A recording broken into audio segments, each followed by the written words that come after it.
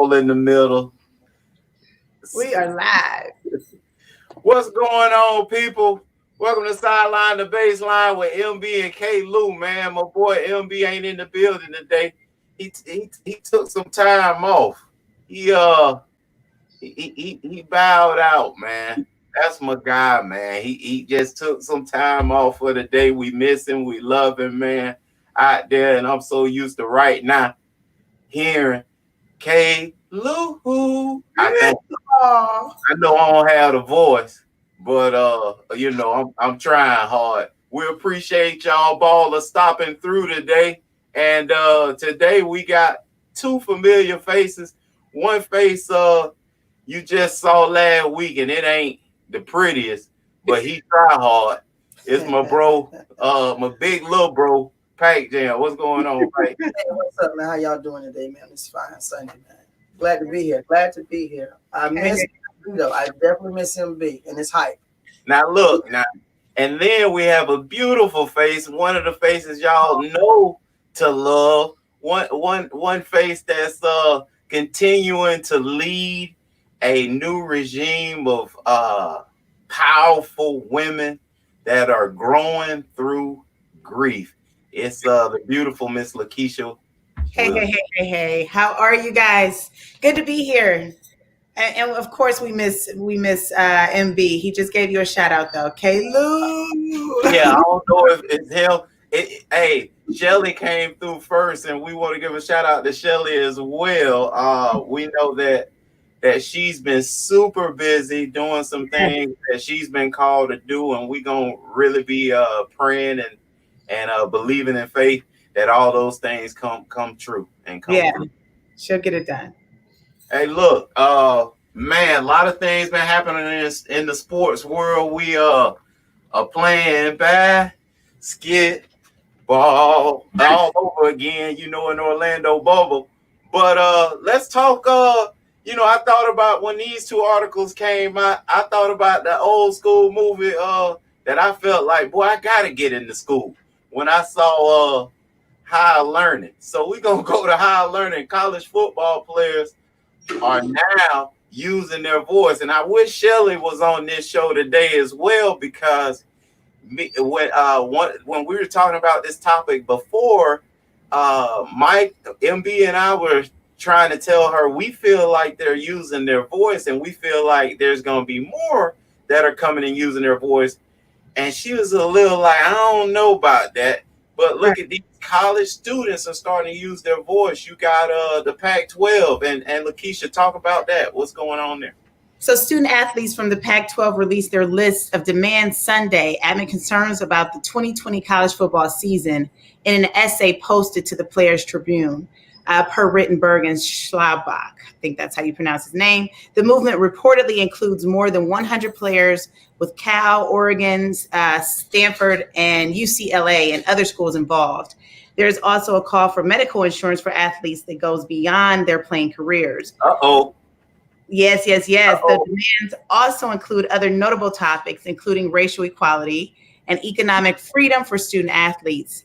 They're asking for protection of other sports after several schools were forced to cut programs in non-revenue events. Stanford dropped 11 varsity programs in July, but the players argued the school could utilize its $27.7 billion endowment. The players are calling for a civic engagement task force while requesting 2% of conference revenue go towards financial aid, community initiatives, and more. There's also an opportunity to push for name, image, and likeness rights, allowing players to earn money outside of their scholarships. Wow. So Pacjam, you've always been an advocate for the players, but hey, and in some of our conversations, man, you see pro football, pro college football season, pro school. These guys are threatening to shut it down if all, not one or some, but all of these demands aren't met. What do you think about that? Well, again, I don't want to rush to judgment on this. I don't want to put the cart before the horse, because we've seen plenty of times before where players put out demands and then yet they continue to play. So my thing when have we seen that in college? Again, I say this again. Let's see what happens. Let's not rush to judgment. Let's see what happens, because if you put the demands out there and then the end of September you're playing, and the demands are not met, then it's not involved. They say they ain't showing up for camp. Well, as of right now, USC in camp, and I noticed I didn't hear USC name. I heard other schools, but I did not hear USC name. Well, they gonna play themselves. But no. But again, a lot of these schools are in camp though. A lot of these schools are training already. You said training and camp are two different things. Well, I'm saying. So let me clarify. Right. Well, I'm saying they're at the school. Well, working out under the school, being governed by the coaches. Mm-hmm. So again, let's see what happens. Because again, like I said, they put this out there. I really need to know who's really behind it. Is it really football players behind this? Who's the real driving force of this? Well, because the article doesn't say it says players, but it doesn't really tell us who's the driving force behind this. Well, nobody's ever gonna really do that. It's right now. It's the players. Early on, there was an article, and I completely read it. Kind of did what you're talking about doing now, waiting and seeing, and never brought it up to our show because there was earlier, probably about a couple months ago, players were communicating with each other, talking about this. So this isn't the first time I read about this. Right. This is the second time. Right. So now we're 2 months later. So that means there have been some conversations through, with the college players, and now they've gotten some support behind them, probably some legal support as well. Because let's remember now, California, we think when we think college football, basketball, college student athletes rights, we think UCLA and Ed O'Bannon, whose name was listed as on the lawsuit initially. So, when I think, hey, fighting for being an advocate for the players, I think California. So the Pac-12 is just, to me, they're just following the history of what they've done in the past. Lakeisha, how do you feel about it? I mean, I think that they are, like Shelly said, they are starting to use their voices now. I think that there are going to be several conversations that's going to be had because this threat is out there. And once they have retired pros and alumni supporting them, I think that they're going to meet some of these demands. I think it's important. I've read a little bit about them wanting to just take 50% and kind of disperse it amongst the athletes evenly. I mean, I think that's fair as well. But I truly believe some of these demands will have to be met. Wow. And I definitely agree. And I think a lot of these guys and the programs that are named are going to stand on it. And what I love about is the unselfishness of the guys, because tucked into a lot of that you read in the article, obviously is even bigger than this, but tucked into something that you read was they want to fight for other programs. Yes. That's huge. So what that's going to do is not only galvanize the football and basketball players, but it's also going to bring in all the other ancillary sports that, guess what, we don't even talk about ever. The lacrosse team, right, the men's soccer team, the crew or rowing team, the weightlifting team, all those teams now. Listen, those are other athletes that are going to jump on this bandwagon, because guess what? If they don't fight for them, you see what happens. Program gone. And that's why, Lakeisha, I just said earlier, there's somebody behind it, because no football player is speaking up for the lacrosse team. Right. That's why I said there's somebody else behind this. That what has happened is that person has dropped some things in the ears of the football players, but yet their agenda is really not the football team. Their agenda is the volleyball team, lacrosse team. That's their agenda, because they're talking about a $27.7 billion endowment. So what they're saying is, let us get some of this money over here, but meanwhile, we're going to put the football players in front, because we all know that's the main ingredients. That's the Super Bowl of the school. So we're going to push them up front, and we're going to say, okay, well, they're talking about the lacrosse and the volleyball, but that's why I said again, the agenda, the motives. Right. Because, again, you know what's so cute about this, and I hate to use the word cute, but I'm going to use the word cute. What's so cute about this is it's so easy now, and I hate to sound pro-university, but it's so easy. You are. It's so easy. No, because it's so easy now to hide behind the COVID-19. Yeah. Because that's the thing. COVID-19, we need this here. But California, the same state, just early in the year said, hey, we're going to be the first to pay players. Right.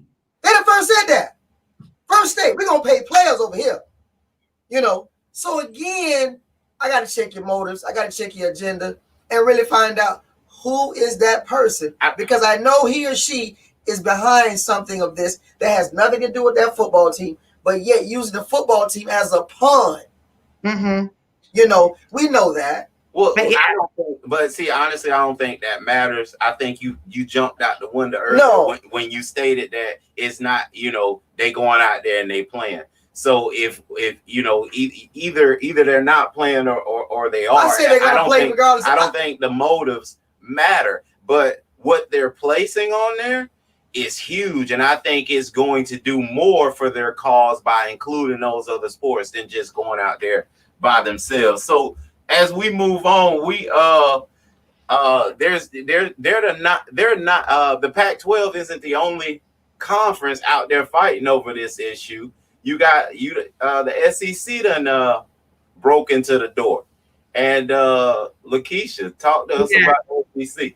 All right, so the SEC players expressed their concerns about playing during the coronavirus pandemic on a call with conference leaders. Players asked questions about whether it is worth holding a football season during the pandemic, and if the SEC would later regret doing so, having all the uncertainties. My apologies. Safety on college campuses have been a big concern even before classes start. Numerous schools have held workouts this summer only to suspend them after teams experienced outbreaks. Football programs like Houston, Michigan State, West Virginia, and Rutgers are among those already impacted by the virus. And the Scarlet Knights outbreak has been tied to an on-campus party attended by several players. As COVID-19 concerns caused several NFL players to sit out the upcoming season, a few college players have followed suit.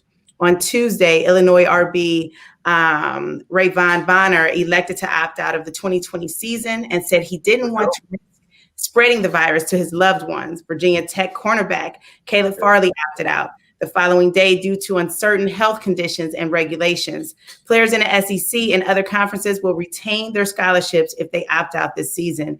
And then you're going to go into the NBA. So, well, hey, so MB shouted you out. Go back, Pacjam. I think they can stand. They can stand strong because they can use COVID-19 as an excuse not to play. So MB, he agrees with you and disagrees with you at the same time. He really feel like they can stand strong. But like you just said as well, the COVID-19 can be the banner that they fly on. Well, again, let's understand this. And you guys, you and MB both played Division I football. We know how that scholarship things work from year to year. But I'm gonna say this: know that if you elect to sit out, okay, because of the COVID-19, you don't feel safe. The school moves on and plays this season. Okay. Season cranks up next season. You and I both know that child, that he or she who elected not to play this season, and these schools went ahead and played. Hey. You know where you're gonna be at. Transfer portal. Okay, well, but that's what they love. That's what they love. Right. Hey, the guys who said that could be wanting to transfer and say they year at the same time. So that's a great move. So. But my thing is, just know when you make this decision, you know, transfer portal, baby. Okay, I'm out. Because again, you could. Let's be honest. I mean, yes, you transfer portal, but everybody's not. I mean, transfer portal. Everybody's not that guy. It done changed the game, though. Yes, it has, but only it's changed the game only for impact players. No, absolutely not. It's made think about it. Even the non-impact players that aren't, that are leaving are going to lower teams where they can become an impact player. So it's completely changed the game. They're not transferring. If you ain't played a snap at Michigan State, you know what I mean? You ain't going to Michigan. You ain't transferring to Michigan. Right, you going to FAMU? No, you going to what that is? Where your boy went? Chippewas, Antonio Central Brown, Michigan. Central Michigan. That's where you going, and then you become an impact player. So that's what's going on. Okay. Lakeisha, what you think? I mean, I think we need to understand that lives are at risk. You know, Adam even mentioned any school that moves on and risks killing a kid on their team will have a lot more to answer for. You know, we've got to understand that it's you know, this is serious, you know, and like the article mentioned, they decide to get back together, keep the season, start training, and then there's an outbreak, you know. And so I personally think this is a time for everyone to come up with a plan B, you know, where we aren't just so focused on getting these players back out there and potentially harming them. So. Well, and one of what was in that SEC article as well, Lakeisha, ballers, please go out there and find the article and read about it. But actually, some of the student athletes that spoke, it was actually 12 SEC players represented on this call with the commissioner. They actually stated, as a team, we're going to be willing to do whatever it takes to stay safe and to stay, you know, away from COVID-19. However, when the rest of the 20, 30,000 come on campus, we in trouble because we still are amongst them. They still going to be, you know, these kids got off-campus jobs.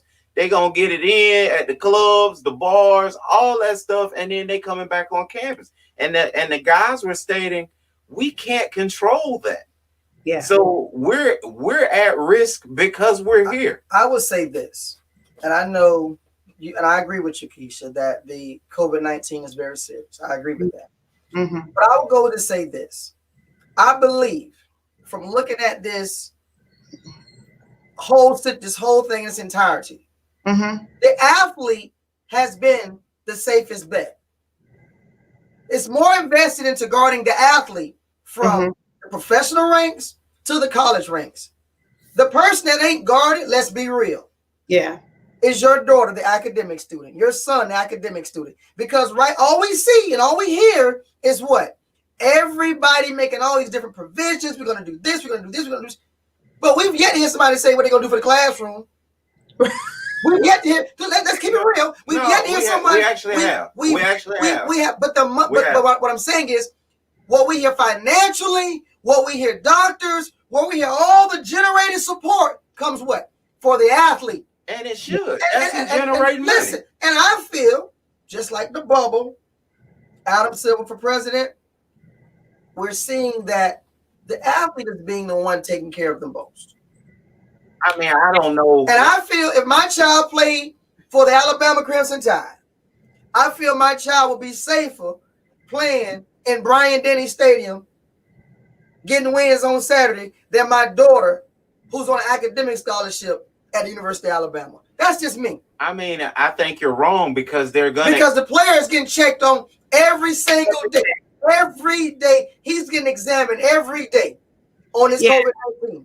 Well, because they're protecting their revenue, right? And so they're make sure everything is sanitized and prepared for those athletes. I do agree with that. And like Klew said, that's how they're bringing in money, you know. But it doesn't matter. They're still crossing each other. Like, it's cool to say that, but they're at, like the player said, they are still at risk when the 20,000 come on campus. That's when what you just said goes out of the window. Right now, they're safe, they're protected. The campuses are empty. Right. Once the kids come, all that's out of the window. You can do what you want to in the locker room and around the weight room and on the track. But once you leave that and you go to class, the only thing they doing is the same thing your high school and middle school and elementary kids doing, 6 foot apart desks. That's the only thing going on. Well, again, if the school comes forward and says, hey, we're going to compensate you if this here happened. Hey, this is the new insurance plan for the COVID-19, This is the monetary value, They're going to go forward. Uh-oh, you sound like the Pac-12 just did. You just beat the Pac-12 up. And that's like, but what I'm saying is they're going to play. FB says, man, the players are now woke to their true rights. For so long, they allow NCAA and others to define a limit and limit their rights. Now they're following the money trail, and realize they can and should get paid as student athletes and without jeopardizing their amateur status. What do you think about that, Lakeisha? I agree. Listen, I think there's always a blessing to every situation, right? And I think this is, it's waking up our athletes, and knowing. I think each and every athlete on every level, they've got to know their rights and their power and what they, their jobs are, and so with that, I think that we're able to cut some of the strings that that the little puppet master or whatever is using. So I agree with him. I think for sure they are awakened now. They know their rights. They know that they can put a stand to certain things and a stop to certain things and get things done. So I totally agree with that comment. Well, as we move on, I saw my little Curtis Blow. We playing basketball. NBA, has chugged along, and as Pacjam said, I guess Adam Silver, he definitely should be president of the entire sports world because he's the only one. He's the only one that's doing it, but doing it the right way. I see, but with only the amount of players that he has, it's a little bit of an easier feat. But the NBA is chugging along. So my question to you, Pat, starting off, is how are you enjoying the Orlando bubble experience? I'm enjoying the bubble experience. I like how the guys are getting their messages out. I like how they're promoting their causes during this time. I like how they're even the fact of the players being interviewed by the media. I like how the players are letting the issues be known that they have on their heart and their mind, what they think needs to happen. Kudos to the Philadelphia 76ers. They have a little thing they do periodically every other night where like 3 or 4 of the players from the team come together and they talk about different racial issues and injustices among America. Wow. And so, again, the NBA, man, has done a great job led by their president, Player Association, Chris Paul. Those guys have done a great job of getting their message out. They really have been. Even the fact that, no matter what you agree or disagree with their message, as far as other players who deciding to stand and not to stand, at the end of the day, everybody's getting their message out. And then just kudos again to Adam Silver, this guy here, man, with this bubble situation. The guys are getting tested so often. They're passing the test and they're putting guys that put them at risk. They quarantine them. They got a great system down there, man. And I really hope that moving forward, that the commissioner of the NFL and those guys, as well as baseball, really start looking at what they're doing and learn from them. You know what I mean? So Caleb, go ahead, Caleb. No, I want to go to you. So let's see if all this really is working. Lakeisha, have you watched any of the Orlando bubble? I've watched a few games, yeah. And I've enjoyed them. It's definitely a different experience, but it is good to see, and especially my favorite player back out there. So yeah, I've enjoyed it. Favorite player? LeBron. All right. Praise the Lord. Praise the Lord. And so, but yeah, so I like Pacjam said, I love seeing them speak out and seeing them, display their messaging and all of that good stuff throughout it. So I think it's been awesome. My main concern is keeping everyone safe. But, on the other end, you've got to continue to live life. We don't know how long this is going to last. So we've got to come up with a plan to continue to live life, though. But Kaylu and Pacjam, what happened to your Lakers? Micheal Barrow wants to know. Well, let me answer first, and then I'm going to get this to Pac, but I'm not even going to answer that question. I'm going to let him have it. Okay. I actually have enjoying the play, but they need to take them darn fake fans off the screen. No, those are real fans. They pay to be on those screens. The season, but season ticket holders. You're not listening. It looked glitchy. It looked fake. Like who is that? A robot man jumping up and down? Like it just looked funny to me. It looked terrible. I actually thought it was a video game at first when I saw it. Please, thank you. Thank you. That's exactly what it looked like. Those fans that are paying for those fans that have season tickets, season ticket holders have first rights to go to ultra.com and register and purchase the ticket to be there. And after they just what's left, then you and I or whoever else can go on there and you can purchase a ticket to be on the screen. Yeah, they on the screen still. Them ain't real people. Like sitting. They sit in front of the computer. That's you. Yeah, you're sitting in front of and all your animation gets shown on the screen. Yeah, but just making sure we're clear. So that's the experience. I got you. Experience. Now go ahead and answer MB question. As for the Lakers, I mean, once again, I look at each team using these 8 games that they have. The Lakers cannot be caught as far as the number 1 seed in the West. They can't be caught. They have such a 5-game lead on the Clippers. So you see him trying different lineups. You see him playing different players to see. At the same time, you got it where guys don't want to show their hand neither. You know, not that we already know who's who, but you see a little coaches thing, a little coaching behind the coaching where we're going to play this lineup. We're not going to show our hand or whatnot. So at the end of the day, I'm ready for these 8 games to be over with, that the playoffs start, and then we can get down to the grits and gravy. So I don't get all high, all low on losing to the Toronto Raptors last night. I know what LeBron's going to do. I know what AD's going to do. Right now, we're learning what those other guys can do that are getting that playing time with LeBron because we got 2 guys who were starters who are not there. So you implement new guys in the rotation. So I think we're going to be okay. Wow. And then, by the way, it's amazing how you asked me about last night, MB, but you didn't ask me about that last 20 seconds of that other night when LeBron locked down Paul George and Kawhi in the same possession. Okay.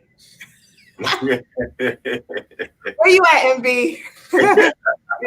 Well, definitely, I think Adam put up there what he put is like watching every game at Cameron Indoor. Yeah, they do seem super close and right on top of you. So I guess the players are getting that experience. However, they're pumping in the sound, the music, and the fans. But I think, man, really, when you look at the players, they're feeding off the energy of the bench. So, I mean, I would look to the benches to see how they're responding, how they act during timeouts and all that stuff. And I think those are the teams that are actually going to play with a lot of energy. What's great about it, though, is they're competing. It's competitive. Yeah. They're not cheating you. And so as a fan of basketball, that's the number one thing that you can be excited about. You're not being cheated. You're watching a product that both teams are playing hard. And that's all you can ask for at the end of the day, no matter where they're playing at. If they're playing competitively, that's all we can ask for. Well, we gonna definitely move on then, because you just said feeling cheated. And it's one more article with NFL, Lakeisha. Yes. That you want to touch on. Right. The league reportedly fears players who will be cut will opt out of the season so they can receive a stipend, according to Florio. The league is also fearful agents are using the opt-out as a way to secure better contracts for their clients.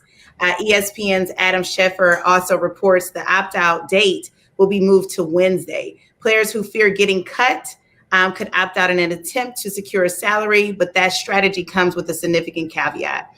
Players who opt out but don't make the team next season will reportedly have to pay that stipend back, making it unlikely that the strategy works. Boy, that's a mess. First of all, I know speaking to Pacjam last week, his quote was, ain't no $20 million players made that opt out. Yeah, and MB shared those same well, I think MB kind of dealt with, hey, they gonna wait and see.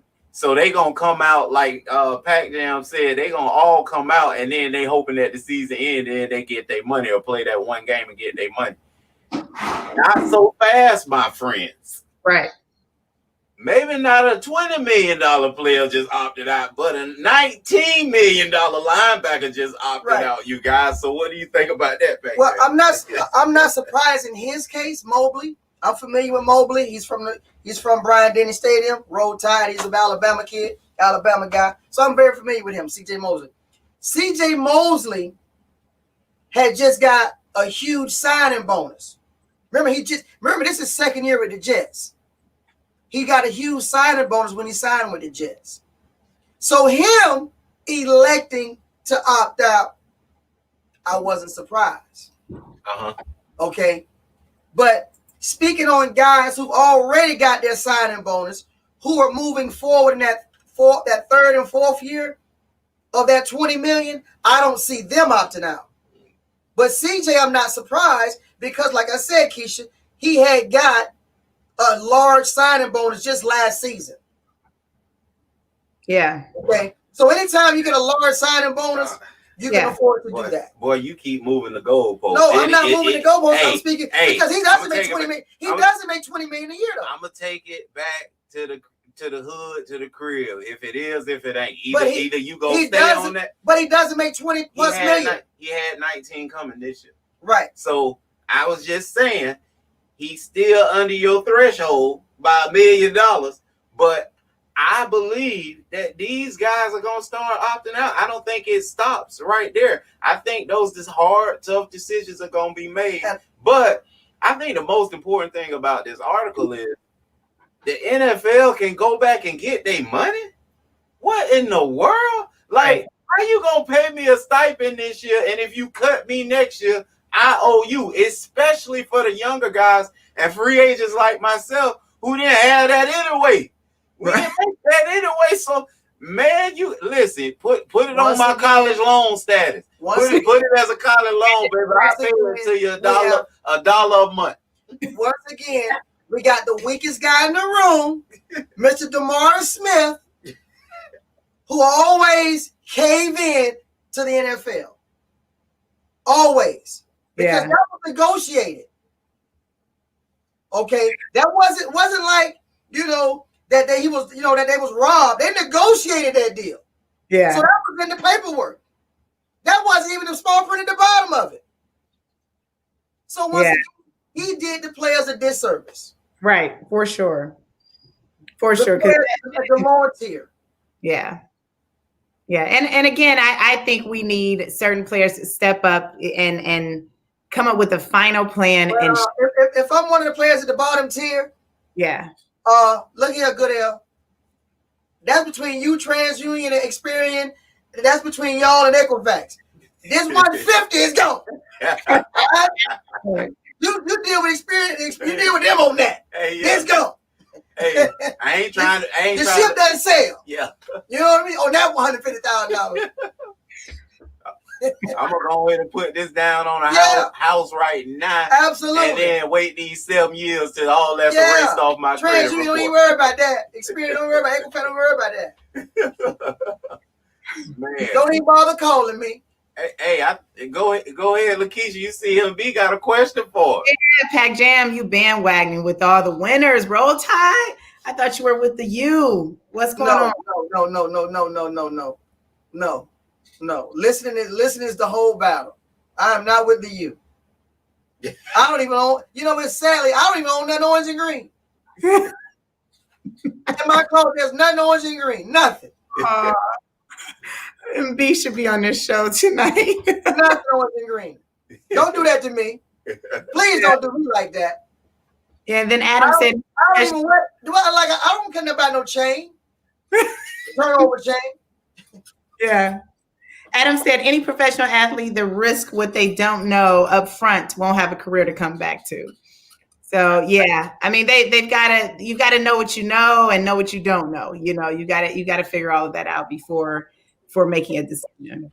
And I couldn't have ended that any better than Miss Lakeisha. Listen, we appreciate y'all. Please subscribe, become our friends. We need them. We appreciate y'all sharing. Please continue to share and tell somebody, at least one of y'all, tell everybody who watched tonight, tell someone about us, man. We really appreciate all the love and we thank you for the growth. We continue to grow, man, and it's all because of you guys. Subscribe. We also on YouTube, so you guys that prefer that platform, please look for us on there as well. We're doing well over there as well. So click on the notification buttons and all that so you get that. Lakeisha, we enjoy your beauty every show. And Pacjam, we still dealing with you, man. We still dealing with you. It's hard, but it's foul. Hey, Commissioner Wait, what's going on with you, baby? The high school teammate of mine, man. Old commissioner over in Groveland, little small town right outside. And Richard, man, what's going on, Kojak? That's my classmate. Yep, we graduated together in high school. Get some Orlando Old Town love, man. I appreciate all y'all, man, for checking us out. For Sideline, the Baseline, you got anything, Lakeisha? Please continue to follow her Look her up. Growing in Grief. Yes, sir. Listen, man, what an awesome show. She knows I listen. I prove to her I listen because I tell her what be going on. Yeah, I'm gonna call you. I gotta have you on my show one day. I might. You gonna have me on there pulling the MB, crying and stuff. Hey, you know what? So MB, man, dang, he right when he hit on here. Listen, I saw that teacher that brought him to his knees. Yes. She actually friended the show probably like 2 or 3 days after that. Hey, and I was waiting to tell him lies so he could start crying again. I can't even think of the name right now, but I was like, no, Miss Jenkins done joy. He gonna lose. Oh, I love my Miss Jenkins. No, you need to stop. No, that was good. He's a big teddy bear, man. That's a great family. Yeah. Pat, you want to close with anything? Oh, man, just once again, another great show, man. Another great show, man. Working with you and Keisha today, man. Really enjoyed you guys. I really did. I enjoyed Mike chiming in as well as his first lady chiming in today, you know, on the show or whatnot. And, you know, go Lakers. Roll Tide. You know what it is. We playing September 26th. Alabama takes the field. You better know it.